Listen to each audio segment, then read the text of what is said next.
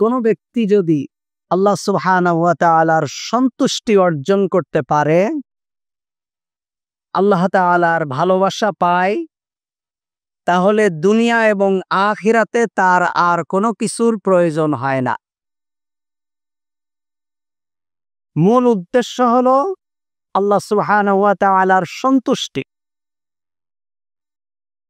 আর আল্লাহ সুবহানাহু ওয়া তাআলার সন্তুষ্টি পাওয়ার অন্যতম একটি মাধ্যম হলো তাকওয়া। কোনো ব্যক্তি শুধু ঈমানদার হলেই আল্লাহ সুবহানাহু ওয়া তাআলার ভালোবাসা অর্জন করতে পারবে না, আল্লাহ তাআলার সন্তুষ্টি অর্জন করতে পারবে না, যতক্ষণ না সে ব্যক্তি তাকওয়ার গুণে নিজেকে গুণান্বিত না করবে। ঈমান আনার সাথে সাথেই সর্বোচ্চ তাকওয়া, এই সর্বোচ্চ তাকওয়ার জন্য তাকে সর্বোচ্চ তাকওয়া অর্জন করার জন্য তাকে চেষ্টা করতে হবে। আল্লাহ সুবহানাহু ওয়া তাআলা এ কারণেই কোরআনুল কারীমের ভিতরে বলছেন, ইয়া আইয়ুহাল্লাযীনা আমানুত্তাকুল্লাহ, হে ঈমানদারগণ তোমরা তাকওয়া নীতি অবলম্বন করো, তাকওয়ার গুণে গুণান্বিত হও, নিজেকে তাকওয়াবান বানাও, নিজেকে মুত্তাকি বানাও, মুত্তাকি হও। ইয়া আইয়ুহাল্লাযীনা আমানু, যারা ঈমান এনেছো তারা তাকওয়ার গুণে গুণান্বিত হও। অর্থাৎ ঈমান ছাড়া যদি কোনো ব্যক্তি তাকওয়ার গুণে গুণান্বিত হয়, তাহলে সেই তাকওয়া দ্বারা তার দুনিয়াবি কোনো কল্যাণ হলেও হতে পারে, কিন্তু পরকালীন জীবনে তার কল্যাণের খাতা সম্পূর্ণ শূন্য, একেবারে জিরো। আল্লাহ তাআলা ঈমানদারদেরকে বলছেন, ইয়া আইয়ুহাল্লাযীনা আমানুত্তাকুল্লাহ, হে ঈমানদারগণ তোমরা তাকওয়ার গুণে গুণান্বিত হও। কেমন? হাক্কা তুকাতিহি, যেমন ভাবে আল্লাহকে ভয় করলে, ভয় করা বুঝায় এমন ভাবে আল্লাহকে ভয় করো, আল্লাহকে ভয় করার মতো ভয় করো। আর যদি কোনো ব্যক্তি তাকওয়ার গুণে গুণান্বিত হয়, তাহলে তার দ্বারা গুনাহ হওয়া অনেক গুনাহ থেকে বেঁচে থাকা, অন্যায় থেকে নিজেকে ফিরিয়ে রাখা সম্ভব হয় যদি কোনো ব্যক্তি তাকওয়ার গুণে গুণান্বিত হয়। যেমন একজন ব্যক্তির যদি দাড়ি থাকে, একজন ব্যক্তি যদি দাড়ি রাখে, এ ব্যক্তি ইচ্ছা করলেও সহসা কোনো অন্যায় করতে পারবে না। ইচ্ছাও যদি করে, একজন ব্যক্তির লম্বা দাড়ি আছে, সে ব্যক্তি যদি ইচ্ছাও করে প্রকাশ্যে সিনেমা দেখতে যেতে পারবে না, সে রাস্তার ভিতরে মানুষের সাথে গন্ডগোল করতে পারবে না, সে ব্যক্তি একজন মানুষকে অন্যায়ভাবে একজন মানুষের কোনো কিছু দখল করতে পারবে না, কারণ তার দাড়ি তাকে এই অন্যায় থেকে ফিরিয়ে রাখার জন্য সহযোগিতা করবে। একজন ব্যক্তি যদি নামাজি হয়, কন্টিনিউ যদি সে ব্যক্তি নামাজ আদায় করে, তাহলে সে ব্যক্তি অন্যায় করতে গেলে তার নামাজ তাকে বাধা দেবে। সে ব্যক্তি ইচ্ছা করলেও অনেক খারাপ কাজ করতে পারবে না, মন চায় কিন্তু করতে পারবে না, কারণ সে ব্যক্তি নামাজি। এইভাবে যদি একজন ব্যক্তির লিবাসুত তাকওয়া, পরহেজগারির পোশাক, একজনের গায়ে যদি জামা থাকে, মাথায় যদি রুমাল থাকে, এই ব্যক্তি যদি ইচ্ছাও করে যে কোনো অন্যায় করবে, একজন যদি ইচ্ছা করে জুব্বা একটা গায়ে দিয়ে সিনেমা দেখতে যাবে, পারবে? পারবে না। কেন পারবে না?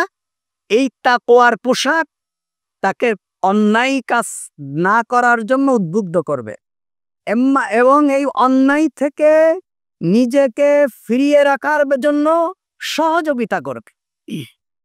এজন্য যদি কোনো ব্যক্তি তাকওয়া অবলম্বন করে, তাহলে অন্যায় থেকে সে ব্যক্তি অনেক অন্যায় থেকে বেঁচে থাকতে পারবে। আল্লাহ রাসূল সাল্লাল্লাহু আলাইহি ওয়াসাল্লাম বলছেন যে আমের ইবনে সাঈদ রাদিয়াল্লাহু তাআলা আনহু থেকে বর্ণিত, তিনি বলছেন সামিআতু রাসূলুল্লাহি সাল্লাল্লাহু আলাইহি ওয়াসাল্লাম ইয়াকুল, আমি রাসূল করিম সাল্লাল্লাহু আলাইহি ওয়াসাল্লাম থেকে শুনেছি তিনি বলেছেন, ইন্নাল্লাহা ইউহিব্বুল আবদা আত-তাকিয়্যা আল গনিয়্যা আল খাফিয়্যা। আমের ইবনে সাঈদ বলছেন আমি রাসূল করিম সাল্লাল্লাহু আলাইহি ওয়াসাল্লামকে বলতে শুনেছি, তিনি বলেছেন নিশ্চয় আল্লাহ ভালোবাসেন মুত্তাকিদেরকে, যারা তাকওয়া অবলম্বন করে, যাদের কথাবার্তায় তাকওয়া, যাদের চলাফেরায় তাকওয়া, যাদের আমলের ভেতরে তাকওয়া, যাদের লেনদেনে তাকওয়া, যাদের ব্যবসা বাণিজ্যে তাকওয়া, যাদের চাকরিতে তাকওয়া, যাদের রিজিকে তাকওয়া, যাদের পারিবারিক জীবনে তাকওয়া, যাদের ব্যক্তি জীবনে তাকওয়া, যারা বেফায়সা কথাবার্তা বলে না, যারা মানুষকে গালিগালাজ করে না, যারা মানুষের গীবত করে না, পরনিন্দা করে না, পরচর্চা করে না, অন্যের সম্পদ লুণ্ঠন করে খায় না, সুদ খায় না, ঘুষের সাথে সম্পৃক্ত না, সম্পদের যাকাত আদায় করে, এই সব তাকওয়া যারা অবলম্বন করে আল্লাহ তাদেরকে ভালোবাসে। সুবহান। একজন মুত্তাকি মানুষ যদি কোনো ব্যক্তি সত্যিকার অর্থে তাকওয়া অবলম্বন করে, সে ব্যক্তির থেকে গাছপালা, তরুলতা, জীবজন্তু, শুধু মানুষই নয়, পৃথিবীর সমস্ত প্রাণী তার থেকে নিরাপদে থাকে। একজন পরহেজগার মানুষ যদি কোনো ব্যক্তি সত্যিকার অর্থে তাকওয়া অবলম্বন করে, সে ব্যক্তি রাস্তা দিয়ে হাঁটার সময় আরেকজনের গাছের ডাল ভেঙে ফেলবে না, আরেকজনের গাছে ফল দেখে পেড়ে খাবে না। তারপরে হলো অন্যায়ভাবে একটা পশুকেও, অন্যায়ভাবে একটা প্রাণীকেও সে আঘাত করবে না। তাহলে কোনো ব্যক্তি যদি তাকওয়া অবলম্বন করে, রাস্তাঘাটের গাছপালা যেমন তার থেকে নিরাপদ, বনের পশু পাখি যেমন তার থেকে নিরাপদ, এভাবে প্রত্যেকটা মানুষও তার থেকে নিরাপদ থাকবে যদি কোনো ব্যক্তি তাকওয়া নীতি অবলম্বন করে। এজন্য তাকওয়ার গুরুত্ব বেশি দেওয়া হয়েছে। আল্লাহ রাসূল সাল্লাল্লাহু আলাইহি ওয়াসাল্লাম এই তাকওয়ার ব্যাপারে বলছিলেন যে তাকওয়া তো বাহ্যিক কোনো দেখানোর বিষয় না, আমাদের তাকওয়া হয়ে গেছে লৌকিকতা। হাঁটার সময়, রাস্তা বাজারঘাটে যাওয়ার সময় যদি হাতে একটা তসবিহ থাকে, তাহলে তসবিহ জীবনে কিন্তু সুবহানাল্লাহ ভালো করে পড়তে পারে না, কিন্তু তসবিহ একটা হাতের ভিতরে রেখে দেয়, যাতে মানুষ দেখলে মনে করে না উনি খুব পরহেজগার মানুষ।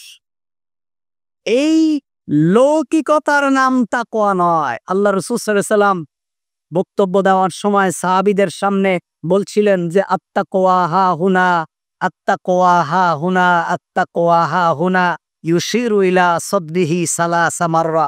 আল্লাহ রাসূল এই শাহাদাত আঙ্গুল দিয়ে ইশারা করে বলছিলেন যে তাকওয়া হলো এখানে, তাকওয়া হলো এখানে, তাকওয়া হলো এখানে, 3 বার বললেন।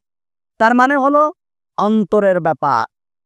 আপনার অন্তরের আমিত্বকে যদি মিটিয়ে দিতে পারেন, অন্তরের লোভ, লালসা, অহংকার, আমিত্ব, এগুলোকে যদি আপনি মিটিয়ে দিতে পারেন, তাহলে সত্যিকার অর্থে আপনি তাকওয়াবান। আর আপনি যদি আমিত্বকে মিটায় না দেন, একেবারে লম্বা জামা, তার উপরে আবার একটা কোটি, তার উপরে টুপি, মাথার উপরে টুপি, তার উপরে পাগড়ি, তার উপরে আবার আরেকটা রুমাল, হাতে তসবিহ, কিন্তু আপনার রিজিকের ভিতরে হারাম, আপনার কথাবার্তার ভিতরে অশ্লীলতা, আপনার কথাবার্তার ভিতরে নেফাকি, আপনার বক্তব্যের ভিতরে পরনিন্দা, পরচর্চা, আপনার পরিবারের ভিতরে পর্দা নেই, আপনার পারিবারিক জীবনে ইসলাম নাই, আপনার সন্তানরা আপনার নিয়ন্ত্রণে নেই, আপনি নামাজ পড়েন উদাসীনতার মতো, জোহরের নামাজ আসরের সময়, আসরের নামাজ মাগরিবের সময়, কখনো ইচ্ছা হলে পড়েন, কখনো পড়েন না, তাহলে এই তাকওয়ার কোনো মূল্য নেই, এই পোশাকের কোনো মূল্য নেই। মূলত তাকওয়া হলো অন্তরে লালন করার জিনিস। আল্লাহ রাসূল সাল্লাল্লাহু আলাইহি ওয়াসাল্লাম এর জন্য বলছেন, আলা ইন্না ফিল জাসাদি লামুদগা, মুসলিম শরীফের বর্ণনা, আলা ইন্না ফিল জাসাদি লামুদগা ইযা সলুহাত সলুহাল জাসাদু কুল্লুহুম ওয়াইদা ফাসাদাত ফাসাদাল জাসাদু কুল্লুহুম আলা ওয়াহিয়াল পাল। এই অন্তরের ভিতরে এক টুকরা মাংস আছে, যদি সেই মাংসের টুকরা ভালো হয়ে যায় তাহলে তার সমস্ত সবকিছু ভালো হয়ে যায়। এই মাংসের টুকরা ভালো হয়ে গেলে তার কথাবার্তা ভালো হয়ে যায়, তার বক্তব্য ভালো হয়ে যায়, তার আমল ভালো হয়ে যায়, তার চরিত্র ভালো হয়ে যায়, তার সামাজিকতা ভালো হয়ে যায়, তার লেনদেন ভালো হয়ে যায়, তার আতিথেয়তা ভালো হয়ে যায়, তার সালাত ভালো হয়ে যায়, তার যাকাত ভালো হয়ে যায়, তার সিয়াম ভালো হয়ে যায়, তার আমল আখলাক পরিবর্তন হয়ে যায়। আর যদি সেই অন্তরের মাংসের টুকরা খারাপ হয়ে যায় তাহলে তার কথাবার্তা খারাপ হয়ে যায়, তার লেনদেন খারাপ হয়ে যায়, তার সামাজিকতা খারাপ হয়ে যায়, তার আতিথেয়তা খারাপ হয়ে যায়, তার বক্তব্যের ভিতরে পরনিন্দা, দুর্গন্ধ, পরচর্চা, গীবত এগুলো হয়ে যায়। আল্লাহ রসুল বলছেন আলা ওয়াহিয়াল কাল, সেটা হলো কাল, অন্তর, হার্ট। এজন্য মানুষের অন্তরটা পরিষ্কার করা দরকার, মানুষের অন্তরটা ভালো করা দরকার, মানুষের অন্তরটা থেকে ময়লা দূর করা দরকার। এজন্য একজন কবি বলছেন পর্দায়ে পর্দায়ে হাস্তি আগার জু জি বানারে লাইলা আজমা বে পর্দা বিনি নূরে ইল্লাল্লাহুরা।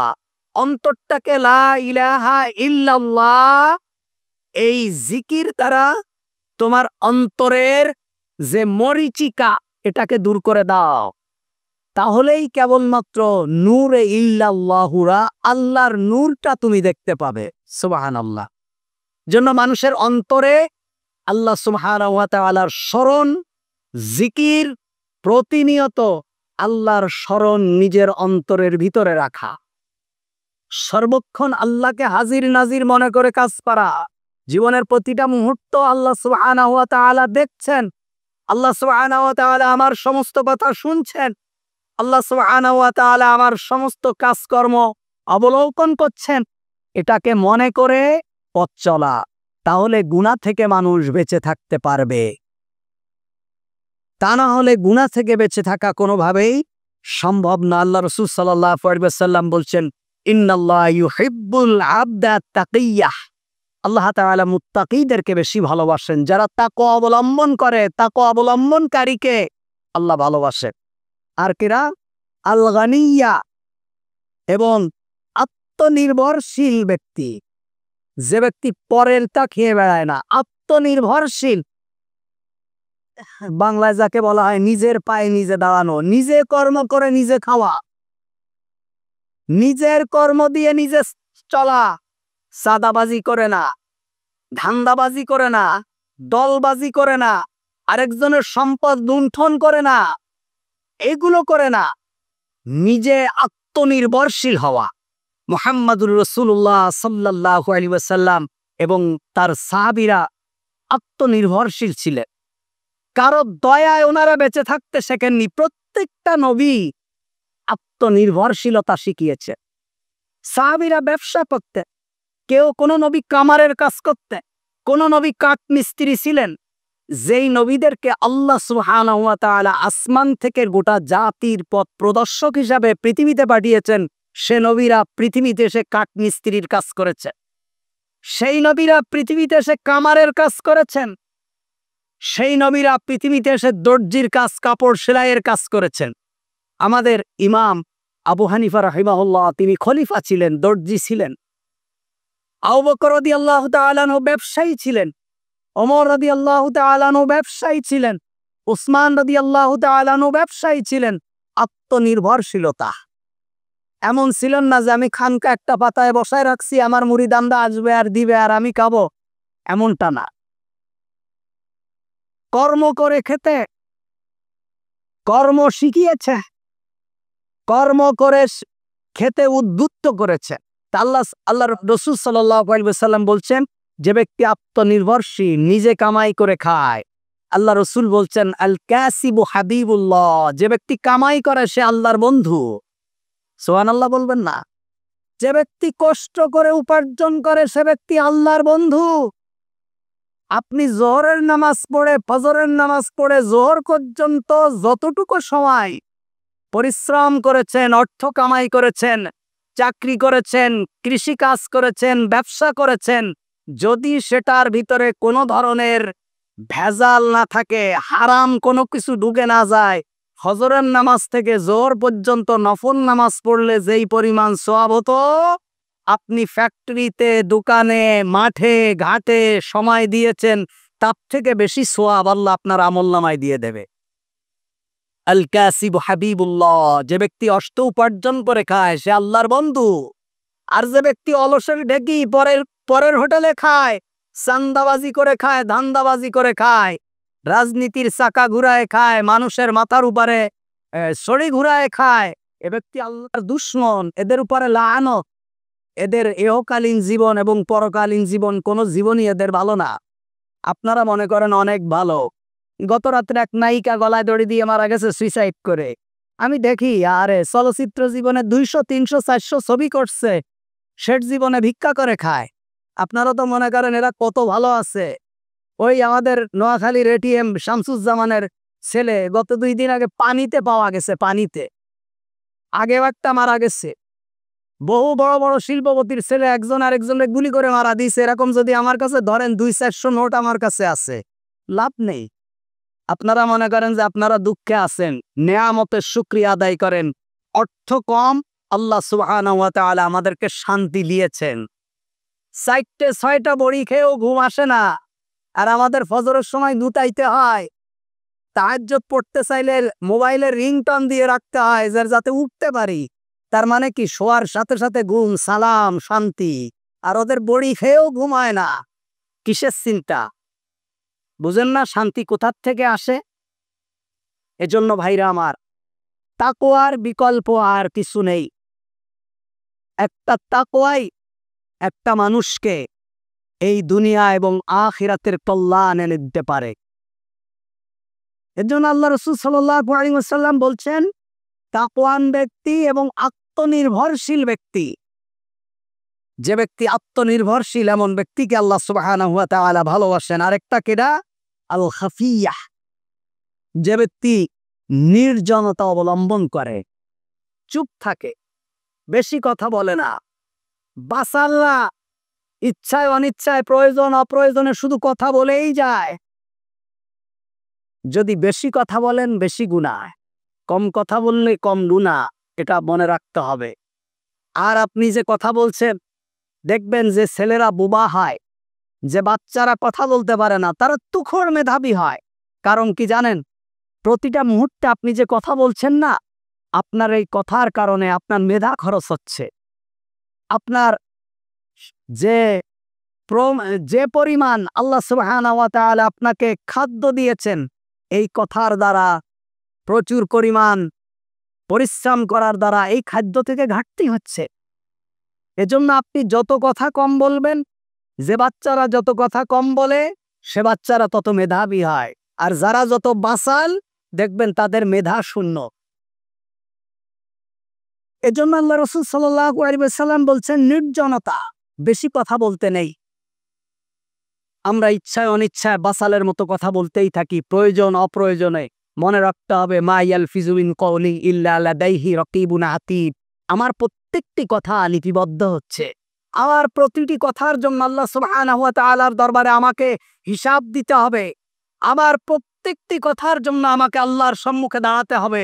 কাঠগড়ায় আমাকে আল্লাহ সুবহানাহু ওয়া তাআলা দাঁড় করাবে।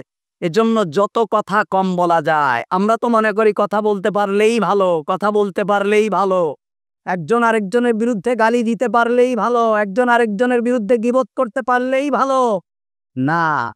আপনি না জেনে কোনো কথা বলবেন, কাকে খুশি করার জন্য বলছেন? আপনি একজনকে বলছেন ইহুদিদের দালাল, একজনকে বলছেন তুমি কাফের, একজনকে বলছে তুমি বেঈমান, তুমি মুনাফিক, তুমি ফাসিক।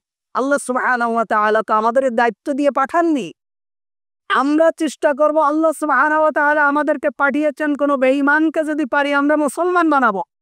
আমরা যদি পারি কোনো বেঈমানকে, তাদেরকে ঈমানের ছায়াতলে আনার জন্য, আমাদের তো সেই মিশন না। আমাদের মিশন হলো কোনো ঈমানদারের যদি কোনো ত্রুটি থাকে, একে কিভাবে ঈমানের খাতার থেকে বের করে ইহুদিদের কাতারে দিয়ে দেওয়া যায়।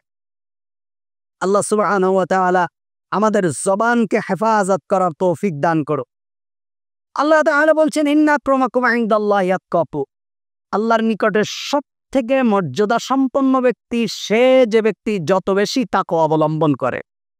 তাকওয়াটা কি? ইন্নাল্লাহা লা ইয়ানজুরু ইলা সুওয়ারিকুম ওয়া আমওয়ালিকুম ওয়ালাকিন ইয়ানজুরু ইলা কুলুবিকুম।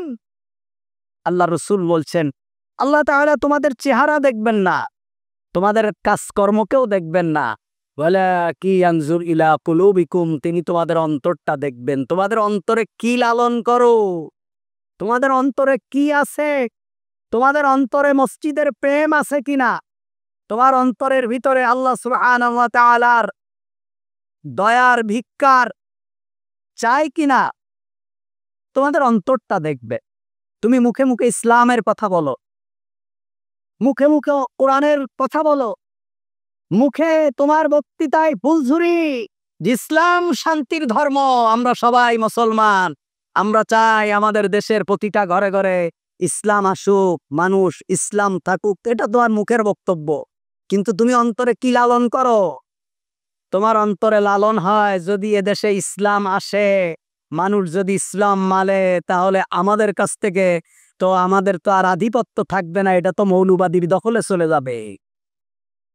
তোমরা অন্তরে এটা লালন করো, আল্লাহ সুবহানাহু ওয়া তাআলা তোমাদের মুখ দেখবেন না, তোমাদের অন্তরটাই দেখবেন। এজন্য শুধু মুখে মানার নাম ইসলাম না, আবার শুধু অন্তরে মানার নামও ইসলাম না। মুখ এবং অন্তর দুটোর সমন্বয়ের নাম ইসলাম। গোটা মক্কার কাফেরেরা তারা মুখে, গোটা মক্কার কাফেরদের মধ্যে আবু তালিব ছিলেন রাসূল করিম সাল্লাল্লাহু আলাইহি ওয়াসাল্লামের আপন চাচা। তিনি মুখে স্বীকার করতেন যে মুহাম্মাদুর রাসূলুল্লাহ সাল্লাল্লাহু আলাইহি ওয়াসাল্লাম আল্লাহর নবী, স্বীকার করেছেন। তিনি অন্তরেও বিশ্বাস করেছেন, মরার আগে কথা স্বীকার করেছেন যে আমি অন্তরেও বিশ্বাস করি তুমি মুহাম্মাদুর রাসূলুল্লাহ আল্লাহর নবী, কিন্তু আমার বাস্তব জীবনে আমি মানতে পারবো না। তাহলে মুখে স্বীকার করা, অন্তরে বিশ্বাস করা, এটার নামও ইসলাম না, যদি তার বাস্তব জীবনের সে ব্যক্তি সেটাকে লালন না করে। মুখে স্বীকার করবেন, অন্তরে করবেন না। আর গোটা দুনিয়ার মুনাফিকেরা মুখে স্বীকার করত কিন্তু অন্তরে স্বীকার করত না, তারা কাফের। আর গোটা দুনিয়ার কাফেরেরা, আবু জাহেল, আবু লাহাব, তারা মুখেও অস্বীকার করত, অন্তরেও অস্বীকার করত, সবাই কাফের। এজন্য আপনি শুধুমাত্র তাকওয়া মুখে লালন করবেন, অন্তরে লালন করবেন না, অন্তরে লালন করবেন, মুখে লালন করবেন না, মুখেও লালন করবেন, অন্তরেও লালন করবেন, আপনার বাস্তব জীবনে তাকওয়া থাকবে না, তাহলে আপনি প্রকৃতপক্ষে মুত্তাকি হতে পারবেন না।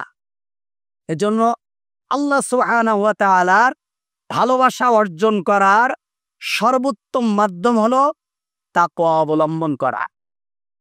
2 নম্বর, আল্লাহ সুবহানাহু ওয়া তাআলার ভালোবাসা পাওয়ার আরেকটি মাধ্যম হলো পবিত্রতা অবলম্বন করা।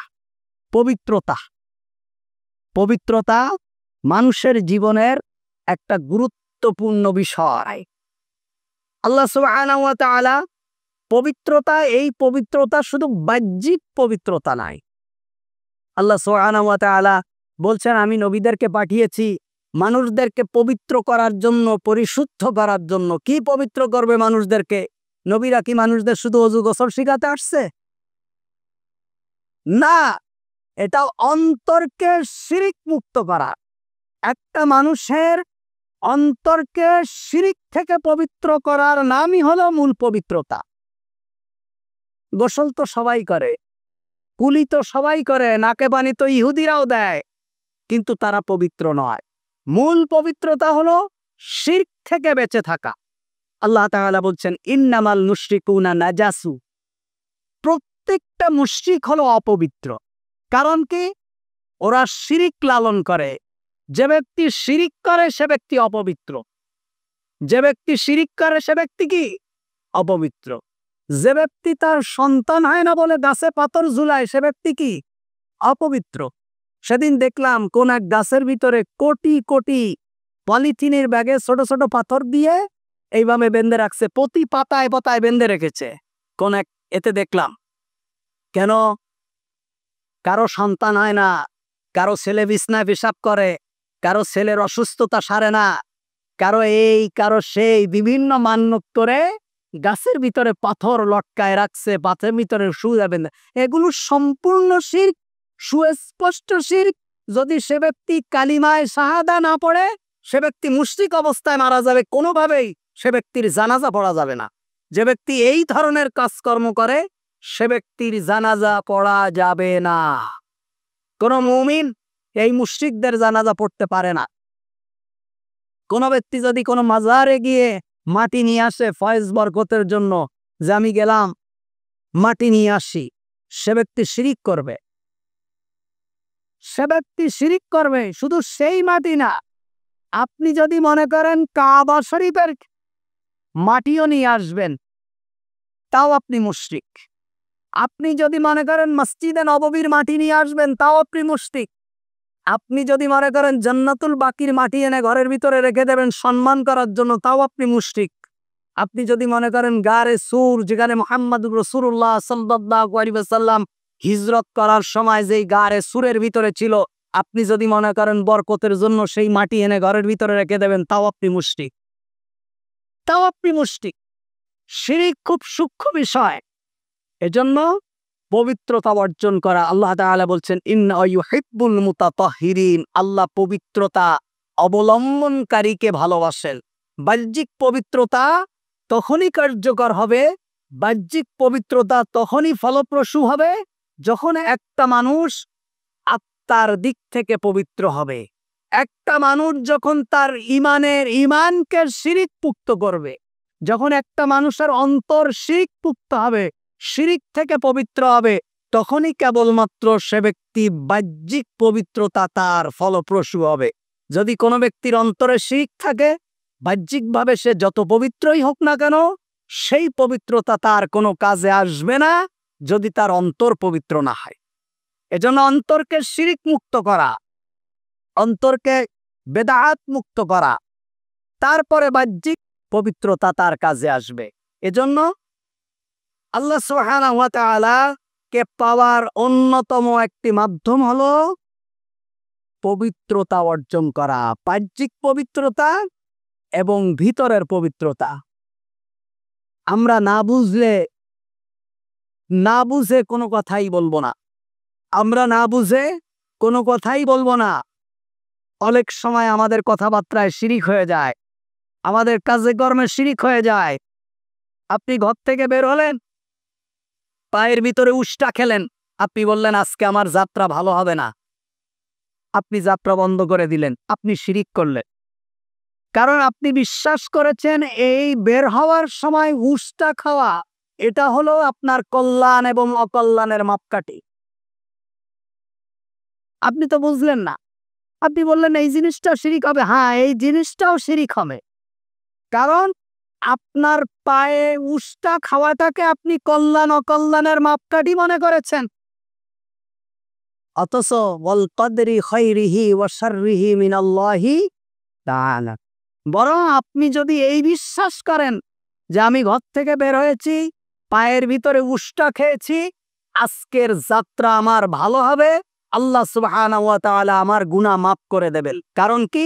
মুসলিম শরীফের হাদিস, আল্লাহ রাসূল সাল্লাল্লাহু আলাইহি ওয়াসাল্লাম বলছেন কোন ব্যক্তির পায়ে একটা কাঁটাও বিদ্ধ হয় না যার কারণে আল্লাহ সেই বান্দার গুনাহ মাফ করে না দেয়। সুবহান। তার মানে কি? আপনি চলার পথে রাস্তায় একটা উষ্টা খেলেন, আল্লাহ আপনার গুনাহ মাফ করে দিয়েছে। আপনি হাঁটার সময় আপনার জুতার স্যান্ডেল ছিঁড়ে গিয়েছে, রাস্তার ভিতরে আপনার পায়ে কাঁটা বিঁধেছে, আপনার গুনাহ আল্লাহ মাফ করে দিয়েছে। আপনি চলার পথে কোনোভাবে ব্যথা পেয়েছেন, আল্লাহ সুবহানাহু ওয়া তাআলা আপনার গুনাহকে আল্লাহ তাআলা মাফ করে দিয়েছে। এটা হবে আপনার আকীদা, এটা হবে আপনার বিশ্বাস। কিন্তু আপনি করলেন কি? চলার পথে উষ্টা খেয়ে আপনি বললেন আজকের যাত্রাটা ভালো হবে না, আমি যাওয়ার পথেই বাধা পেয়েছি, আজকে আর যাব না, আজকে চলো বাড়ি ফিরে যাই। আপনি আল্লাহর সাথে শিরিক করেছেন। এইভাবে আমাদের কথাবার্তা, আমল আখলাক, চলাফেরা কোনো ব্যাপারেই আল্লাহ সুবহানাহু ওয়া তাআলার সাথে শিরিক করা যাবে না। আমাদের বিশ্বাস, আমাদের ঈমান, আমাদের আকীদা যে সব কিছু ভালো এবং মন্দ ফয়সালা হয় কোথা থেকে? আল্লাহ সুবহানাহু ওয়া তাআলার কাছ থেকে। এর বাইরে আর কোনো কিছু হয় না। ৩ নম্বর হলো আল্লাহ সুবহানাহু ওয়া তাআলাকে পাওয়ার আরেকটি মাধ্যম হলো ইহসান। ইহসান। তাবলীগে গেলে দেখবে ইহসান শেখায়। ইহসান। ইহসান শব্দের অর্থ হলো পরোপকার করা। আরেকজনের অন্যের উপকার করা, অন্যের সাহায্যে এগিয়ে আসা, অন্যের সহযোগিতা করা। আল্লাহ তাআলা বলছেন ওয়াহসিনু ইন্নাল্লাহা ইউহিব্বুল মুহসিনিন। তোমরা মানুষের প্রতি ইহসান করো। আল্লাহ সুবহানাহু ওয়া তাআলা ইহসানকারীকে ভালোবাসেন। যারা ইহসান করবে আল্লাহ সুবহানাহু ওয়া তাআলা ইহসানকারীকে ভালোবাসেন। মানুষের প্রতি ইহসান করা। ইহসানটা কেমন? ইহসান ২ প্রকার। একটা হলো স্রষ্টার প্রতি ইহসান, আরেকটা হলো সৃষ্টির প্রতি ইহসান করা। একটা হলো স্রষ্টার প্রতি ইহসান করা, আরেকটা হলো সৃষ্টির প্রতি ইহসান করা। স্রষ্টার সকল ব্যাপারে, স্রষ্টার সকল সিদ্ধান্তে সন্তুষ্ট থাকার নাম হলো সৃষ্টির প্রতি ইহসান করা। স্রষ্টার সকল সিদ্ধান্তের ব্যাপারে আপনারা দেখেছেন হয়তো ফিলিস্তিনে একজন ব্যক্তি কার্টুনে করে খাদ্য দিচ্ছে মানুষকে, খুব সম্ভব ক্যান্ডি টাইপের খাদ্য দিচ্ছে, হাঁটছে, আনন্দ করছে আর মানুষকে খাদ্য বিলাচ্ছে। তা বলছে কিসের খাদ্য জানো? এই ফিলিস্তিনি ইহুদিদের সাথে যুদ্ধে আমার একটা সন্তান বাদে সমস্ত সন্তান শাহাদাত বরণ করেছে, এই আনন্দে আমি তোমাদেরকে খাদ্য বিলাচ্ছি। তাদের ঈমান আর আপনাদের ঈমান। ওরা তাদের বুকের তাজা রক্ত ঢেলে দিচ্ছে। একজন শিশু বলছে তোমরা দিনে কয় ওয়াক্ত নামাজ পড়ো? আমরা দিনে ৬ ওয়াক্ত নামাজ পড়ি। তোমরা পড়ো ফজর, যোহর, আসর, মাগরিব, এশা, আর আমরা আরেক ওয়াক্ত নামাজ পড়ি, সেটা হলো জানাজার নামাজ। তোমরা ৫ ওয়াক্ত নামাজ পড়ো, আমরা ৬ ওয়াক্ত নামাজ পড়ি। ছোট্ট একটা শিশু সে বলছে। আর আপনি বাংলাদেশে বড় তাকওয়াবান, বড় পরহেজগার ফিলিস্তিনির মানুষের বিরুদ্ধে ফতোয়া দিয়ে বেড়াচ্ছেন। আপনি তাদের যুদ্ধকে প্রশ্নবিদ্ধ করছেন। শতাব্দী কাল পর্যন্ত যারা বুকের তাজা রক্ত ঢেলে দিয়েছে আল্লাহর ঘর বাইতুল্লাহকে স্বাধীন করার জন্য, তাদের বিরুদ্ধে আপনি মেম্বারে দাঁড়িয়ে বক্তব্য দিচ্ছেন, তাদের আকীদা নিয়ে কথা বলছেন। আপনার আকীদা কি আমরা জানি তো, কার কি আকীদা আমরা জানি। এই সমস্ত উদ্ভট কথাবার্তা বলে মুসলমানদেরকে জিহাদের প্রেরণা থেকে ফিরায় রাখা যাবে না। অনেকে জিহাদের প্রেরণা থেকে মানুষদেরকে ফিরায় রাখতে চায়। আল্লাহ রসুল বলছেন আল জিহাদু মাযিন ইলা ইয়াউমাল কিয়ামা, কিয়ামত পর্যন্ত জিহাদ অব্যাহত থাকবে। জিহাদ শুধু এক সময়ের জন্য না, জিহাদ কিয়ামত পর্যন্ত থাকবে। আপনাদের মুখে জিহাদ নেই।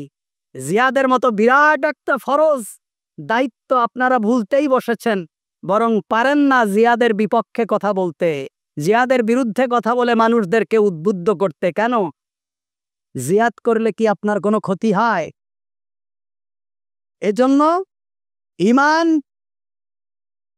তাকওয়া, আল্লাহ সুবহানাহু ওয়া তাআলা প্রত্যেকটি ব্যাপারে, প্রত্যেকটি সিদ্ধান্তের উপর খুশি থাকা, প্রত্যেকটি সিদ্ধান্তের উপরে খুশি থাকা, এটা হলো স্রষ্টার প্রতি ইহসান। আর সৃষ্টির প্রতি ইহসান, তাহলে আল্লাহ রাসূল সাল্লাল্লাহু আলাইহি ওয়াসাল্লাম বলছেন মান রাআয়া মিনকুম মুনকিরান ফালিয়ুগাইয়ির বিয়াদিহি ফাইন লাম ইস্তাতি' ফাবিলিসানি ফাইন লাম ইস্তাতি' ফাবিকলবি যালিকা আযরাফুল ঈমান। যদি তুমি কোনো খারাপ কিছু দেখো, যদি তুমি জুলুম দেখো, অন্যায় দেখো, অবিচার দেখো, মান রাআয়া মিনকুম মুনকিরান, ফালিউগাইয়ির বিয়াদি, তাহলে তুমি হাত দিয়ে বাধা দাও। তোমার যদি হাত দিয়ে বাধা দেওয়ার ক্ষমতা না থাকে, ফাইল্লাম ইয়াস্তাতি ফাবিকলবি, অন্তরে ঘৃণা করো, অন্তরে ঘৃণা করো। তাদের সকল কার্যক্রমকে অন্তর দিয়ে ঘৃণা করো, তাদের সকল পণ্যকে বয়কট করে দাও, তাদের সাথে সমস্ত সম্পর্ক ছিন্ন করে ফেলো। আল্লাহর ওয়াদা যে কোন মুমিন, গতকালকের তাফসিরে আমি বলেছি, কোন মুমিন, যে ব্যক্তি আল্লাহ এবং তার রাসূলের প্রতি ঈমান রাখে, সে ব্যক্তি কোন বেঈমান এর সাথে বন্ধুত্ব স্থাপন করতে পারে না। তার কোন সম্পর্ক কোন বেঈমানের সাথে থাকতে পারে না। হোক ওয়ালাউ কানা আবাউকুম, হোক সে তোমাদের পিতা, তোমাদের বাপ, আবাউকুম তোমাদের বাপ দাদা, হোক তোমাদের ভাই, হোক তোমাদের বন্ধু, আও আশিরাতাকুম, হোক তোমাদের আত্মীয় স্বজন, যেই হোক না কেন, তাদের সাথে সমস্ত সম্পর্ক কাকাপ করে দাও, যদি সে ব্যক্তি আল্লাহ এবং তার রাসূল সাল্লাল্লাহু আলাইহি সাল্লামকে, আল্লাহ এবং তার রাসূল সাল্লাল্লাহু আলাইহি সাল্লাম সম্পর্কে খারাপ ধারণা পোষণ করে। এটা হলো ঈমানের দাবি। আল্লাহ রাসূল সাল্লাল্লাহু আলাইহি সাল্লাম বলছেন, যদি তুমি অন্তর থেকে মুখ দিয়ে প্রতিবাদ করো, 2 নম্বর হলো মুখ দিয়ে প্রতিবাদ করো। যদি তোমার বাক স্বাধীনতা জালেমরা কেড়ে নেয়, মুখ দিয়ে যদি প্রতিবাদ করতে না পারো, আজকে গোটা দুনিয়ার মুসলমানরা আমরা কিছু করতে না পারলেও অন্তত মজলুমের পক্ষে কথা বলবো, এতটুকু তো আমাদের বলা উচিত। অন্তত মজলুমের পক্ষে কথা বলে, ফাইল্লাম ইয়াস্তাতি ফাবিলিসানি, মুখ দিয়ে অন্তত প্রতিবাদ করা যে মুসলমানদের উপর অন্যায় হচ্ছে, অবিচার হচ্ছে। শুধু মুসলমান নয়, একটা অমুসলিমের উপরেও যদি অন্যায় হয়, একটা অমুসলিমের উপরেও যদি নিষ্ঠুর আচরণ করা হয়, তা সে যদি জুলুমের শিকার হয়, একজন মুসলমানের দায়িত্ব হলো সেই অমুসলিমের পক্ষে গিয়ে দাঁড়ানো, সেই অমুসলিমের জান মালের হেফাজত করা একজন মুসলিমের দায়িত্ব।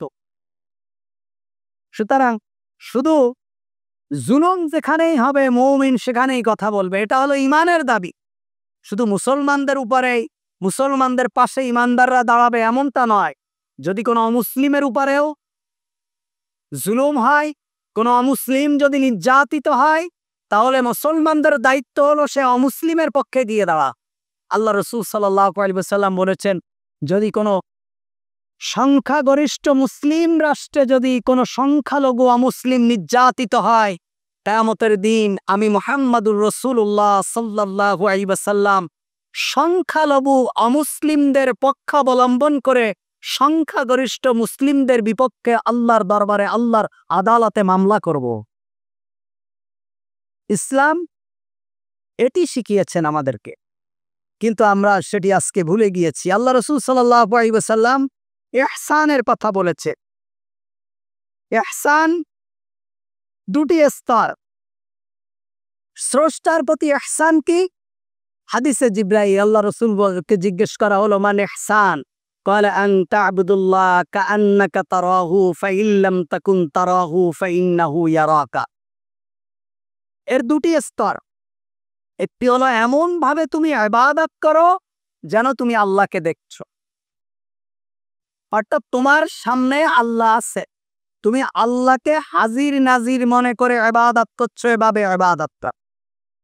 আমরা যদি নেতার সামনে দাঁড়িয়ে কথা বলি, আমাদের যদি কোনো অপশন দেওয়া হয় যে আপনাকে গণভবনে যাওয়া হবে, আপনাকে 2 মিনিট সময় দেওয়া হবে, আপনার জীবনের সমস্ত কথাগুলো আপনি প্রধানমন্ত্রীর সামনে বলবেন, তখন আপনি কিভাবে বলবেন? কিভাবে বলবেন? আপনি কি নমনীয় হয়ে দাঁড়াবেন? আপনি না চিন্তা করবেন আমার না জানি কোনো বেয়াদবি হয়ে যায় কিনা। কিভাবে আপনি দাঁড়াবেন? আপনি একজন বান্দার সামনে দাঁড়াতে গেলে এভাবে দাঁড়ান, আপনি আপনার পীর সাহেবের সামনে দাঁড়াতে গেলে এভাবে দাঁড়ান, আপনি একজন পীরের মাজারের সামনে দাঁড়াতে গেলে এভাবে দাঁড়ান।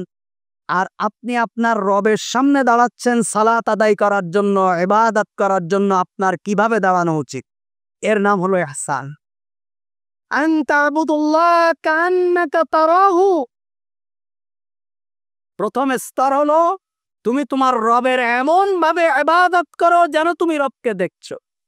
কোন ব্যক্তি যদি মনে করে যে আমার রব আমার সামনে আছে, তাহলে ইবাদতে দাঁড়িয়ে টুপি ঠিক করা, পাঞ্জাবি ঠিক করা, মাথা চুলকানো, গা চুলকানো, পা চুলকানো, তারপরে হলো আঁকা বাঁকা হয়ে কাতারে দাঁড়ানো, তারপরে কিরাতের ভিতরে খুশু না থাকা, এটা কখনো সম্ভব হবে না। একমাত্র যখন আপনি মনে করবেন যে আমার ইবাদতটা আমার রব দেখছে, কান্নাকা তারাহু, আমার রব আমাকে দেখছে, আমি আমার রবকে দেখছি।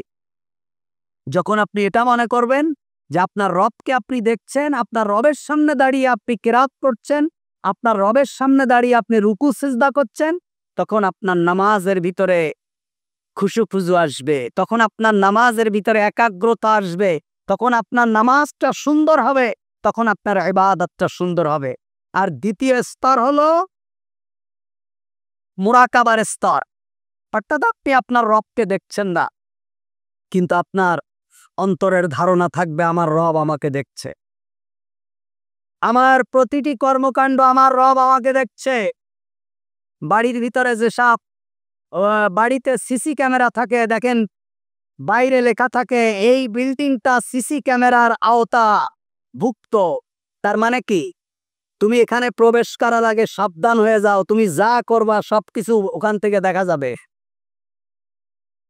দেখেন না, 2-1 জনের আমলনামা ফাঁস হয়ে যায় সিসি ক্যামেরার কারণে। এক ডিসির আমলনামা ফাঁস হয়ে গেছে বগুড়ায়, দেখেননি? সিসি ক্যামেরার কারণে। এক প্রাইভেট হেডমাস্টারের আমলনামা ফাঁস হয়ে গেছে। এরম সময় সময় আমলনামা ফাঁস হয়ে যায়। আল্লাহ তাআলা বলছেন, দুনিয়ার মানুষের আমলনামা যদি আমি ফাঁস করে দিতাম, আরে তাহলে কি অবস্থা হতো। এই সিসি ক্যামেরা শুধু আছে বলে লিখে রাখে এইটা হলো সিসি ক্যামেরার আওতাভুক্ত, তার মানে তুমি যা করবা হিসাব নিকাশ করে করো। ফাইল্লাম তাকুন তারাহু ফাইন্নাহু ইয়ারাকা, এটা হলো মুরাকাবার স্তর, এটা হলো ইহসানের দ্বিতীয় স্তর স্রষ্টার প্রতি। তার মানে তুমি যা করছো এটা সিসি ক্যামেরার আওতাভুক্ত, তোমার প্রতিটি কর্মকাণ্ড লেখা হচ্ছে, তোমার প্রতিটি কর্মকাণ্ড দেখা হচ্ছে, তোমার প্রতিটা কর্মকাণ্ড রেকর্ড হচ্ছে। তুমি যা করছো সবগুলো তোমার সামনে উপস্থাপন করা হবে। এটা হলো স্রষ্টার প্রতি ইহসান। আল্লাহ রাসূল সাল্লাল্লাহু আলাইহি ওয়াসাল্লাম বলছেন ইহসান করার কথা। আরেকটা হলো সৃষ্টির প্রতি ইহসান। সৃষ্টির প্রতি ইহসান মানে যেমন পিতামাতার প্রতি ইহসান করা। আল্লাহ তাআলা কুরআনুল কারীমের অনেক জায়গায় বলেছেন ক্বাবিল ওয়ালিদাইনি ইহসানা, তোমার পিতামাতার প্রতি ইহসান করো। এই পিতামাতা জীবিত থাকাকালীন তাদের প্রতি যেমন ইহসান, এই পিতামাতা যদি মরে যায় তাদের প্রতি ইহসান করো। কি? অকুর রব্বিরহামহুমা কামা রব্বায়ানি সগীরা, তাদের জন্য দোয়া করো। এটা হলো সবথেকে বড় ইহসান। এটা হলো সবথেকে বড় ইহসান সন্তানের জন্য। আজকে তো সন্তানরা পিতামাতার জন্য দোয়া করে না। বাবা সারা জীবন হাড় ভাঙা পরিশ্রম করে বাড়ি গাড়ি করে সন্তানের ভবিষ্যৎ কামনা করে গেছে। এই সন্তান কি করে, শবে বরাতের দিন 10 কেজি জিলাপি এনে মসজিদে দিয়ে হুজুরদের বলে, হুজুর মিলাদ পড়ায় দিয়ে না, আমি একটু খুব ব্যস্ত আছি, শ্বশুর বাড়ি আজকে দাওয়াত পড়েছে, আমি শ্বশুর বাড়ি যাই। ছেলে গেছে শ্বশুর বাড়ি খাওয়ার জন্য, আর এদিকে হুজুরে দিয়েছে 10 কেজি মিলাদ পড়ায় বাপের প্রতি দোয়া সবরে সানি করার জন্য। আল্লাহ তাআলা বলছেন ওয়াকাদা রাব্বুকা আল্লা তা'বুদু ইল্লা ইয়াহু ওয়া বিল ওয়ালিদাইনি ইহসানা ইম্মা ইয়াবলুগান্না ইনদাকাল কিবারা আহাদুহুমা আও কিলাহুমা ফালা তাকুল লাহুমা উফফিন ওয়ালা তানহারহুমা ওয়া কুল লাহুমা কওলান কারীমা, তাদের সাথে কওলান কারীম, সম্মানিত কথা বলো, সম্মানজনক কথা বলো। বাবা মাকে থ্রেট দিয়ে কথা বলো না, বাবা মার সামনে উচ্চ বাক্যে কথা বলো না, বাবা মার সামনে নিম্ন স্বরে কথা বলো। এটা হলো ইসলাম, এটা হলো ইবাদত। বাবার সামনে ভালো কথা বলা এটা হলো ইবাদত। তুমি বাবার সামনে খুব উচ্চ বাক্যে কথা বলে, বাবার সামনে খুব গন্ডগোল করে মসজিদে এসে তাহাজ্জুদ নামাজ পড়ো, তোমার তাহাজ্জুদের 5 পয়সার মূল্য নেই, বরং তোমার পিতামাতার সাথে ভালো ব্যবহার করা তাহাজ্জুদের সালাতের থেকে অনেক মর্যাদা সম্পন্ন। আল্লাহ বলছেন ওয়াকাদা রাব্বুক আল্লা তা'বুদু ইল্লা ইয়াহু ওয়া বিল ওয়ালিদাইনি ইহসানা, আমার নির্দেশ হলো আমার ইবাদত করো, আমার ইবাদতের পরে পিতামাতার প্রতি ইহসান করো। পিতামাতার প্রতি ইহসান করো আমার ইবাদতের পরে। কারে খাওয়াও, কারে কাপড় কিনে দাও, কোন দরবারে গরু আর মহিষ দিয়ে আসো? কোথায়? এগুলোর 5 পয়সার কোনো মূল্য নেই যদি তোমার পিতামাতা রেদর ওয়ালিদাইন রেদর রব্বি, আল্লাহ ক্বালা নবী সাল্লাল্লাহু আলাইহি ওয়াসাল্লাম, আল্লাহ রাসূল বলছেন পিতামাতার খুশি তোমার রবের খুশি, পিতামাতার অখুশি তোমার রবের অখুশি। হুমা জান্নাতুকা ওয়া নারুক, আল্লাহ রাসূল বলছেন তোমার পিতামাতা তোমার জান্নাত, তোমার পিতামাতা তোমার জাহান্নাম। এখন তুমি সিদ্ধান্ত নাও, তুমি কি জান্নাতে যাবে পিতামাতাকে খুশি করে, নাকি তুমি জাহান্নামে যাবে? এই দোষ তো শুধু সন্তানের না, পিতামাতার প্রতি সন্তানের যে দুর্ব্যবহার, পিতামাতার প্রতি সন্তানের যে খারাপ আচরণ, পিতামাতার প্রতি সন্তানের যে উদ্ধত্যপূর্ণ ব্যবহার, এর জন্য শুধু সন্তানই দায়ী না, এর জন্য পিতামাতাও দায়ী। কারণ পিতামাতা সন্তানদেরকে ইসলামী শিক্ষায় শিক্ষিত করার থেকে, সন্তানদেরকে ইসলামী আদব কায়দা শেখানোর থেকে, সন্তানদেরকে ইসলামী তাহজিব এবং তামাদ্দুন শিখানো থেকে দূরে রেখেছে, সন্তানদেরকে মসজিদে পাঠাতে ভয় করেছে। আলহামদুলিল্লাহ, আমার মসজিদে তো অধিকাংশ লোক অবিবাহিত, অল্প কিছু মানুষ হয়তো বিবাহিত আছে। আমি সব যুবকদের ইমামতি করি, অবিবাহিত মানুষেরা। কি বলেন, ঠিক আছে না? আমার মসজিদে যারা নামাজ পড়ে এর মধ্যে শতকরা 95 থেকে 98 জন লোক অবিবাহিত, আর 2 জন লোক হয়তো বিবাহিত হতে পারে, তাও এদের সন্তানাদি হয়নি, অনেকে মনে হয় হাটপুরা টুরা আছে। কি বলেন? যদি আপনারা বিবাহিত হতেন আর আপনাদের যদি সন্তান থাকতো, তাহলে সাহাবায়ে কেরামের মতন প্রত্যেকের হাতে একটা করে সন্তান অন্তত মসজিদমুখী হতো। যেহেতু আপনাদের এত ওয়াজ করার পরেও আপনাদের কারোর সাথে তার সন্তান নেই, তাতে আমি বুঝেই গেছি যে আপনাদের কেউ বিবাহিত না, যারা বিবাহ করেছেন এদেরও সন্তানাদি মনে হয়নি। আল্লাহ তাআলা আমাদেরকে হেদায়েত নসিব করুক, আমিন। সন্তানদেরকে মসজিদে নিয়ে আসবেন, সন্তানদেরকে মসজিদমুখী করবেন, সন্তানদেরকে দ্বীনমুখী করবেন। আপনি সন্তানদেরকে যত মসজিদমুখী করবেন, আপনি মরার পর আপনার সন্তানরা আপনার প্রতি তত বেশি ইহসান করবে, আপনার জন্য তত বেশি দোয়া করবে, আপনার জন্য তত বেশি আল্লাহর কাছে কান্নাকাটি করবে, আপনার জন্য তত বেশি আল্লাহর কাছে দোয়া করবে, আল্লাহর কাছে আপনার গুনাহের জন্য মাপ চাইবে। আল্লাহুম্মা রাব্বিরহামহুমা কামা রাব্বায়ানি সগীরা। আল্লাহ, ছোটবেলায় আমি যখন সগীর ছিলাম, আমি যখন ছোট ছিলাম, আমি যখন শিশু ছিলাম, আমার পিতামাতা যেভাবে কষ্ট করে তার ভালোবাসার কোলে আমাকে যেভাবে লালন পালন করেছে, আল্লাহ আজকে আমার পিতামাতা পৃথিবীতে বেঁচে নেই, তাদেরকে তুমি তোমার সেই ভালোবাসা, তোমার রহমত এবং তোমার দয়ার কোলে তুমি উঠায় নাও। সুবহানাল্লাহ, কি চমৎকার দোয়া আল্লাহ সুবহানাহু ওয়া তাআলা আমাদেরকে শিখিয়েছেন। রব্বিরহামহুমা কামা রব্বায়ানি সগীরা। এজন্য ভাইরা আমার, আমাদের সন্তানদেরকে আমরা দ্বীন শিখাব, আমাদের সন্তানদেরকে আমরা দ্বীন শিখাবো, আমাদের সন্তানদেরকে আমরা কোরআন শিখাবো। আপনি ডাক্তার বানান, ইঞ্জিনিয়ার বানান, ব্যারিস্টার বানান, যা ইচ্ছা তাই বানান, কিন্তু আগে কোরআনের শিক্ষায় আপনি শিক্ষিত করেন। আপনি তাদেরকে কোরআনের শিক্ষায় শিক্ষিত করেন, আপনি তাদেরকে রাসূল করিম সাল্লাল্লাহু আলাইহি ওয়াসাল্লামের সুন্নাহ শিক্ষা দেন। এটা আপনার উপর ফরজ দায়িত্ব। এমবিবিএস ডাক্তার বানানো, ব্যারিস্টার বানানো, বিসিএস ক্যাডার বানানো এটা আপনার উপর ফরজ না, কোরআন শিখানো আপনার উপর ফরজ। যদি কোনো কারণে এই ফরজটা আপনি অবহেলা করে কোরআন না শিখায় আপনি কবরে যান, আল্লাহ সুবহানাহু ওয়া তাআলার দরবারে আপনি কি হিসাব দেবেন, হিসাব দিতে পারবেন কিনা, এটাই দেখার বিষয়।